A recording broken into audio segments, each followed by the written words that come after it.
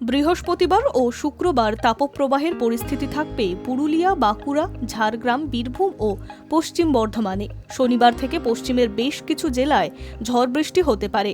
রবিবার থেকে মঙ্গলবার পর্যন্ত বজ্রবিদ্যুৎ সহ হালকা থেকে মাঝারি বৃষ্টির সঙ্গে 30 থেকে 50 কিলোমিটার গতিবেগে দমকা ঝোড়ো বাতাস বইবে। কলকাতায় রাতে গরম ও দিনের প্রখর তাপে শুষ্ক ও অস্বস্তিকর আবহাওয়া। আগামী শনিবার পর্যন্ত গরম ও অস্বস্তিকর আবহাওয়াই চলবে।